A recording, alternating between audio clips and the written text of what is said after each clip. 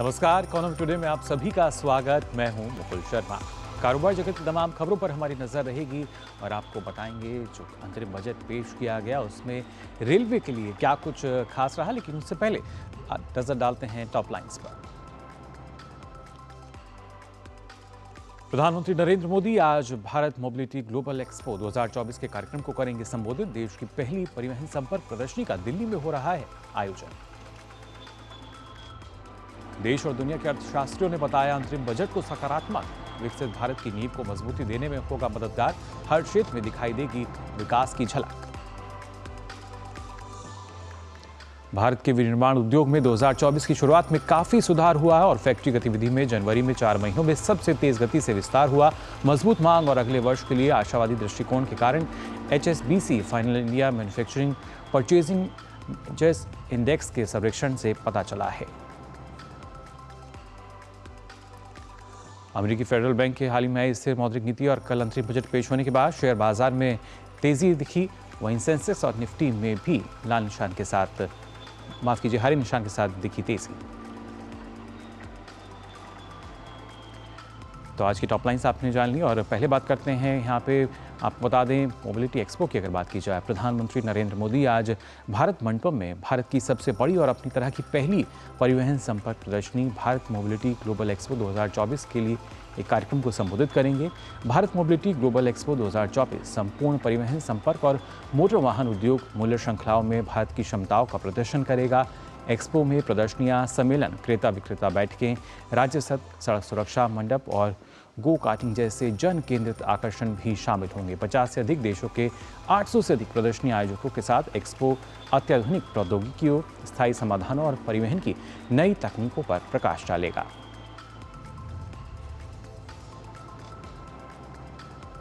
और आइए बात करते हैं कारोबार जगत की भी। सबसे पहले नजर डालते हैं गिफ्ट निफ्टी की आज क्या स्थिति बनी हुई है। आप देख सकते हैं 163 अंकों की जो तेजी है वो फिलहाल हम गिफ्ट निफ्टी में देख पा रहे हैं और उसके बाद ये 21,902 से अधिक के स्तर पर फिलहाल आज की जो शुरुआत है वो यहाँ देखी गई है। और हरे निशान के साथ देखिए जो कारोबार है वो होता हुआ फिलहाल इसमें एक जब शुरुआत हुई तब नजर आया। और गिफ्ट निफ्टी के बाद अगर बात की जाए सेंसेक्स की तो ओपनिंग देखिए 499.37 अंकों के साथ 72,144 अंकों पर फिलहाल सेंसेक्स की जो आज शुरुआत है वो दर्ज की गई है, यानी हर निशान के साथ। और कई कारक, ना सिर्फ कल बजट पेश हुआ वो भी हमने देखा और किस तरीके से एक और जो कारक रहा वो भी यहाँ फिलहाल आप देख पा रहे हैं कि अलग अलग जो रहे हैं। और ख़ासतौर से निफ्टी की अगर बात की जाए तो 146 अंकों की तेज़ी इसमें भी देखी गई है। ये 21,844 पर आज सुबह हमने देखा कि किस तरीके से इसकी जो शुरुआत है यहाँ दर्ज की गई। तो जाना आपने किस तरीके से जो कारोबार जगत की जब हम बात कर रहे हैं। और अब टॉप गेनर्स पे नज़र डालते हैं जल्दी से। Adani ports, ICICI bank, Adani enterprises, Infy और टाटा मोटर्स जो कि आज के 5 टॉप गेनर्स रहे हैं। यानी यहाँ आप देख पा रहे होंगे हरे निशान के साथ जो कारोबार है वो होता नज़र आ रहा है और मुनाफा जो है इन शेयर्स में ज़्यादा। वहीं लॉसर्स की अगर हम बात करें, टॉप लॉसर्स कौन से रहे इन पर नज़र डालते हैं। देखिए Eicher motor, LT, Maruti, power grid और ब्रिटानिया, यहाँ इन 5 शेयर्स में आप देख पा रहे होंगे लाल निशान के साथ जो कारोबार है वो देखा जा रहा है, यानी मंदी के साथ, गिरावट के साथ इन शेयर में आज हम देख पा रहे हैं।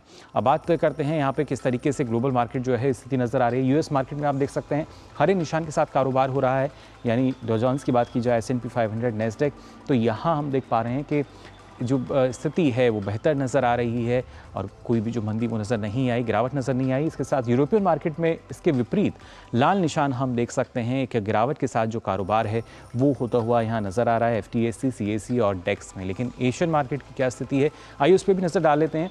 तो एशियन मार्केट में आप देख सकते हैं निक्केई की बात की जाए, हैंगसेंग और कॉस्पी, तीनों में ही जो तेज़ी है वो सीधे तौर पे नज़र आ रही है। आप देख सकते हैं किस तरीके की एशियन मार्केट की अगर बात की जाए एक तेज़ी इसमें बनी हुई है। और इसके बाद अब आइए नज़र डालते हैं जल्दी से ब्रेंट क्रूड पर। तो आप देख सकते हैं 0.55 की वृद्धि जो है वो दर्ज की गई है और उसके बाद ये $79.25 बैरल दर्ज किया गया। तो आज की मार्केट की स्थिति आपने जानी और उसके साथ साथ क्रूड का भाव भी। और फिलहाल हम यहाँ रुक रहे हैं एक छोटे से ब्रेक के लिए। आप बने रहिए DD न्यूज़ पर।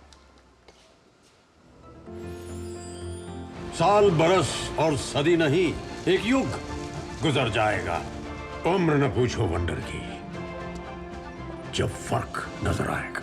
वंडर सीमेंट, फर्क नजर आएगा। ग्रामीण अर्थव्यवस्था के संरक्षक agriculture insurance company of India. AIC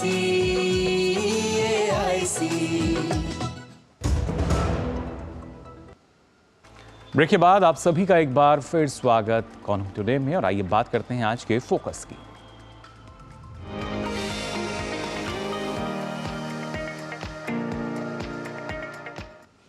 वित्त मंत्री निर्मला सीतारमण द्वारा पेश किए गए अंतरिम बजट में जहां एक तरफ विकसित भारत के 4 स्तंभों को मजबूती मिलती दिखी, तो वहीं रेलवे के 3 नए कॉरिडोर के साथ आधुनिकीकरण का खाका भी पेश किया गया। रेल मंत्री अश्विनी वैष्णव ने बजट पर खुशी जताई और कहा कि पिछले 10 सालों में रेलवे ने काफी प्रगति की है और लगातार यात्रियों के लिए सुविधाएं बढ़ाने पर काम किया जा रहा है।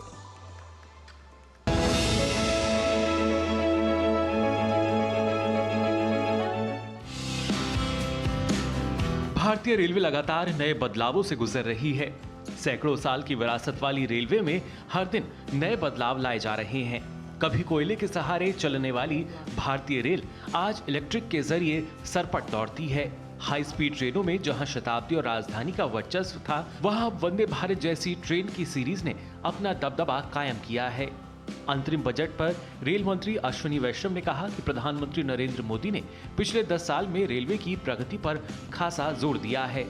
उन्होंने कहा कि इस दौरान नई तकनीक और अन्य सुविधाओं से भारतीय रेल को नए मुकाम पर पहुंचा दिया गया है।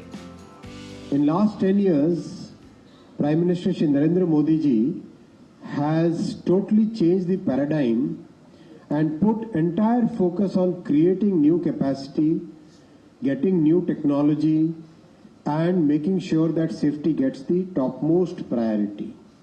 As a result of this, in the last 10 years, 26,000 kilometers of new tracks have been added. 1,08,000 crore has been invested on safety systems. वहीं रेलवे में सुरक्षा को बढ़ावा देने के लिए ऑटोमेटिक ट्रेन प्रोटेक्शन कवच सिस्टम लॉन्च किया गया था।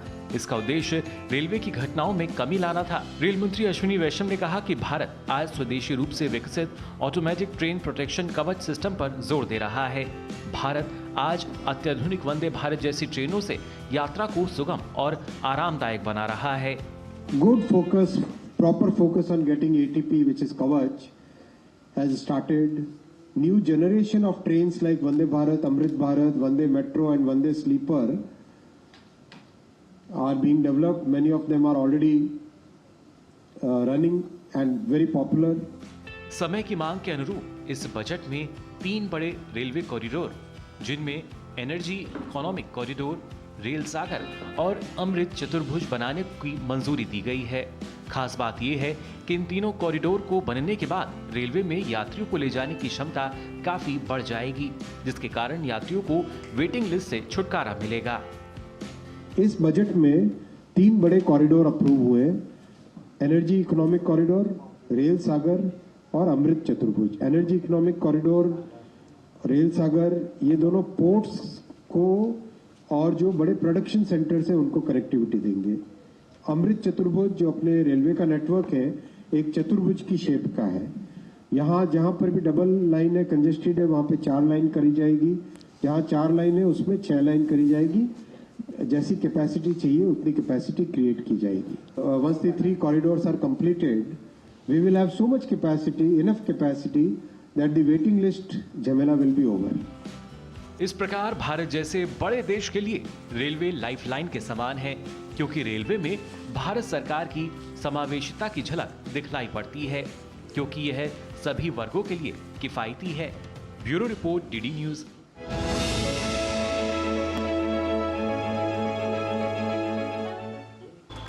तो बजट में आपने देखा किस तरीके से, अगर हम बात करते हैं रेलवे सेक्टर को लेकर, ना सिर्फ 3 नए कॉरिडोर बल्कि 40,000 जो बोगियां हैं उनका किस तरीके से कायाकल्प होगा आज के समय के अनुरूप। इस पर और ज़्यादा चर्चा के लिए आइए रुक कर लेते हैं। प्रोफेसर मनोज चौधरी जी हमारे साथ जुड़ चुके हैं, कुलपति हैं गति शक्ति विश्वविद्यालय के। बहुत बहुत स्वागत आपका मनोज जी। प्रभात जी, सबसे पहले जानना चाहेंगे किस तरीके से देख रहे हैं आप इस बजट को? ये बजट पूरी तरफ से विकसित भारत के संकल्प को जमीनी धरातल पे उतारने के लिए एक बहुत ही ठोस कदम और एक मजबूत दिशा के रूप में मैं देखता हूँ, जिसमें न सिर्फ आधारभूत ढांचे, बुनियादी ढांचे, बल्कि समाज के सभी पहलुओं पर और सभी सेक्टर्स पे जो इम्पोर्टेंट सेक्टर्स हैं उनकी तरफ बहुत अच्छी तरह ध्यान दिया गया है।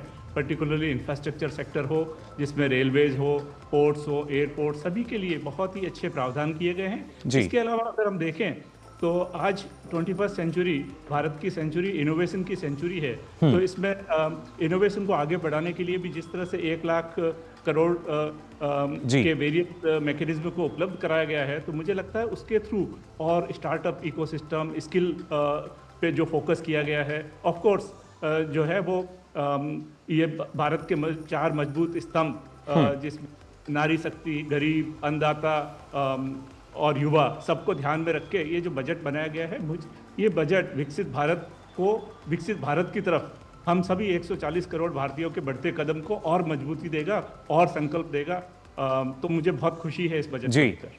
बिल्कुल मनोज जी, लेकिन जब हम खासतौर से रेलवे की जब बात कर रहे हैं, सबसे पहले जो 3 नए कॉरिडोर की बात की गई है उसके बारे में आपसे मैं जानना चाहूँगा, किस तरीके से जो निर्माण है शुरू होकर, जो इनकी आवश्यकता की अगर बात की जाए, कब से मुझे लगता है कि काफ़ी समय से इस तरह की आवश्यकता थी, इस तरह के जो बदलाव हैं वो किए जाएँ, और अब जो बदलाव हैं वो अब हमें नज़र आने लगेंगे? नहीं, सबसे पहली बात तो है कि इसके बारे में इम्प्लीमेंटेशन स्पेसिफिक इनपुट्स तो रेल मंत्रालय ही बेहतर तरीके से दे सकता है। एक विश्वविद्यालय कुलपति होने के नाते मैं ये जरूर बताना चाहूँगा कि भारत में जहाँ पे लॉजिस्टिक्स कॉस्ट को हमें कम करना है, जहाँ जहाँ इकोनॉमिक कॉरिडोर्स हैं, एनर्जी हो, सीमेंट सेक्टर हो, मिनरल्स हो, उनको एक जगह से दूसरी जगह जल्दी से जल्दी और कम से कम कॉस्ट में ले जाना हो, तो इस तरह के इकोनॉमिक कॉरिडोर्स को डेवलप करना ही होगा, नंबर 1। नंबर 2, जब हम इस तरह के कॉरिडोर्स बनाएंगे और हम पोर्ट से अपनी कनेक्टिविटी को जोड़ेंगे, तो भारत में आने वाली चीज़ें जो बाहर से आती है उनको अंदर तक पहुंचाने में कम से कम कॉस्ट, कम से कम समय लगेगा। उसी तरीके से भारत में बनने वाली चीज़ों को बाहर जाने के लिए भी रेल सागर योजना काफ़ी जो है प्रगति प्रदान करेगी। तीसरी चीज़, जब हम इस तरह के कॉरिडोर बनाएंगे तो हमारे पैसेंजर लाइंस पे होने वाले दबाव को अगर हम कम कर पाए, क्योंकि ये सारी चीज़ें हम एक तरह से डेडिकेटेड या अलग कॉरिडोर्स के थ्रू ऑपरेट करेंगे, तब हम जो पैसेंजर लाइन्स हैं उन पे ज़्यादा ट्रेन चला पाएंगे, उनको ज़्यादा गति से चला पाएंगे। तो उस हिसाब से देखें तो पैसेंजर्स को बहुत कन्वीनियंस भी होगा और सुगमता भी, सरलता भी, और हम नंबर ऑफ पैसेंजर ट्रैफिक और उनके लिए जो सहूलियत है उसको और बढ़ा पाएंगे। जी बिल्कुल, और साथ साथ मनोज जी अगर देखा जाए, क्योंकि अभी तक हम देखते हैं कि जब माल ढुलाई की बात की जाती है, कोयले की बात की जाए, सीमेंट की बात की जाए, तो उस वजह से जैसा आपने कहा कि यात्रियों को कभी कभी असुविधा होती थी क्योंकि हमें दूसरी तरफ भी ध्यान देना है, लेकिन अब प्रयास यही किया जा रहा है कि एक संतुलित ढंग से जो रेलवे है उसका विकास और विस्तार हो सके।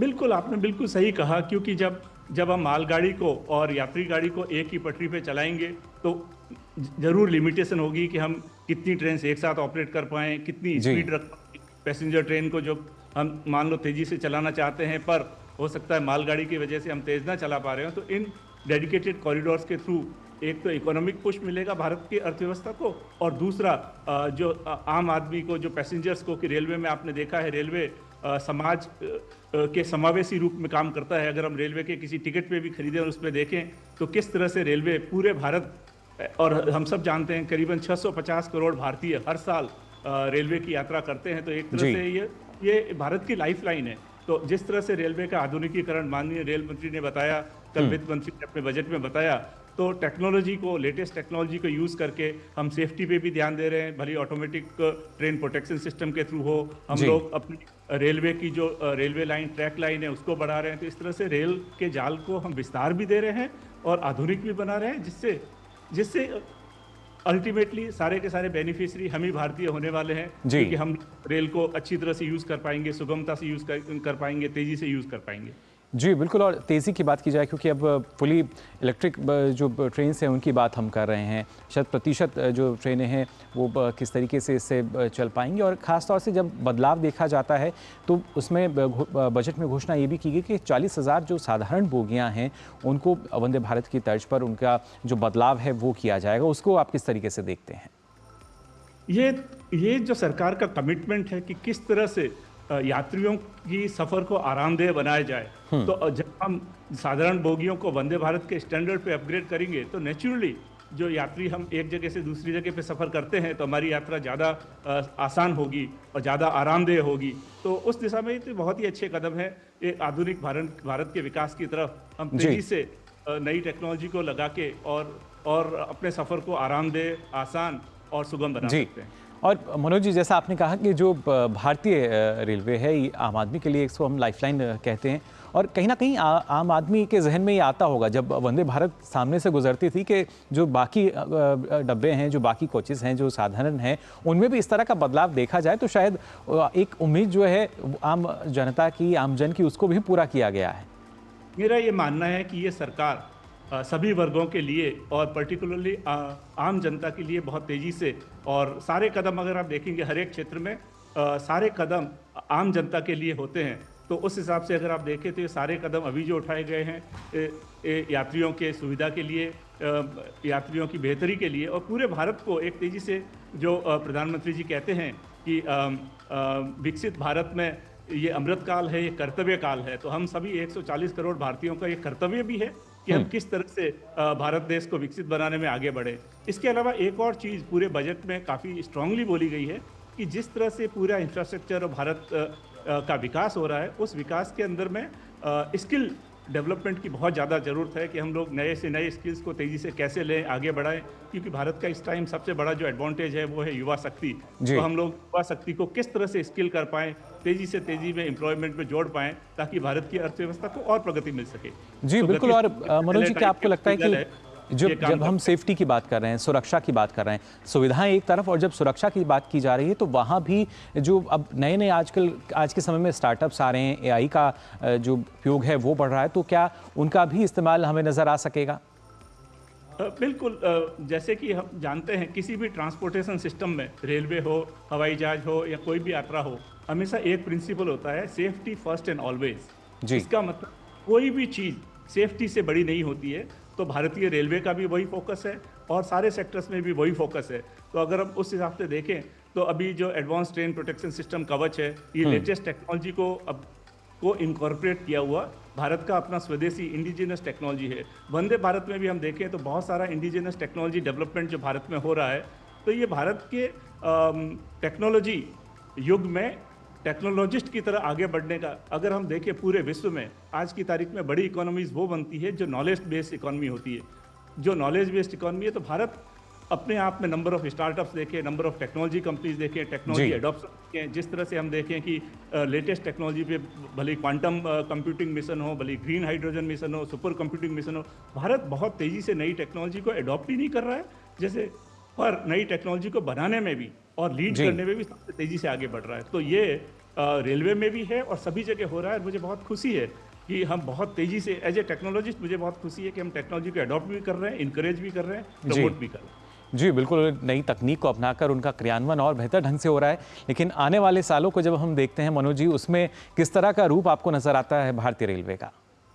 भारतीय रेलवे आधुनिकीकरण और विस्तार के साथ में मुझे लगता है कि हम सारे लोग, भारत के लोग, रेलवे को और ज़्यादा एसोसिएट कर पाएंगे। रेलवे के सफ़र के थ्रू हम लोग अपने आप को convenient, comfortable and affordable travel कर पाएंगे। इसके अलावा माल ढुलाई, जो ट्रांसपोर्टेशन और फ्रेट ट्रांसपोर्टेशन है पर्टिकुलरली, जब वो इम्प्रूव होगा तो भारत की लॉजिस्टिक्स एफिशिएंसी इम्प्रूव होगी। जब लॉजिस्टिक्स एफिशिएंसी इम्प्रूव होगी तो न सिर्फ डोमेस्टिक प्राइसेस को कंट्रोल किया जा सकता है, क्योंकि सामान एक जगह से दूसरी जगह सस्ते, सुगम और जल्दी पहुंचाया जा सकेगा, बल्कि ऑल्सो निर्यात के क्षेत्र में भी जो सामान भारत में बनता है वो जल्दी से जल्दी रेलवे के थ्रू पोर्ट तक पहुंचा के और पोर्ट के रूट से समुद्री मार्गों से विदेशों में पहुंचाया जाए, तो भारत की एक्सपोर्ट कॉम्पिटिटिवनेस भी बढ़ेगी। तो पूरी तरह से भारत की अर्थव्यवस्था को जब प्रगति मिलेगी तो न सिर्फ भारत का जीडीपी बढ़ेगा, पर कैपिटा इनकम बढ़ेगा, पर मुझे लगता है पर कैपिटा हैप्पीनेस भी बढ़ेगा। जी बिल्कुल, और इसीलिए इसको हम लाइफलाइन भी कहते हैं और इकोनॉमी के लिए और भी ज़्यादा ये महत्वपूर्ण हो जाती है। फिलहाल बहुत बहुत शुक्रिया आपका प्रोफेसर मनोज चौधरी जी हमारे साथ जुड़ने के लिए। थैंक यू, नमस्ते। तो जाना आपने किस तरीके से जो भारतीय रेलवे है उसको और महत्वपूर्ण, खासतौर से अगर देखा जाए जो उसके विकास की बात की जाए, विस्तार की बात की जाए, तो उस पर जोर दिया गया है इस बजट में। कोशिश रही कि आधुनिकीकरण जो है वो और तीव्र गति से आगे बढ़ सके। फिलहाल हम यहाँ रुक रहे हैं एक छोटे से ब्रेक के लिए, जल्द हाजिर होते हैं। साल, बरस और सदी नहीं, एक युग गुजर जाएगा। उम्र न पूछो वंडर की, जब फर्क नजर आएगा। वंडर सीमेंट, फर्क नजर आएगा। ग्रामीण अर्थव्यवस्था के संरक्षक, agriculture insurance company of India. AIC, AIC।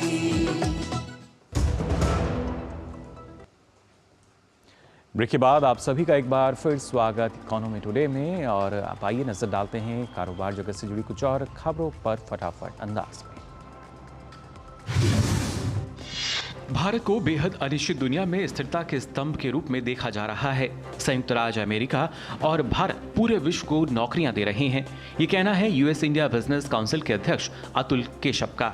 USIBC अध्यक्ष ने भारत में पेश हुए बजट की तारीफ करते हुए भारत के बढ़ते कद पर जोर दिया। अंतरिम बजट विनिर्माण और चार्जिंग बुनियादी ढांचे को बढ़ावा देकर सरकार ने इलेक्ट्रिक वाहन क्षेत्र को समर्थन देने का वादा किया है।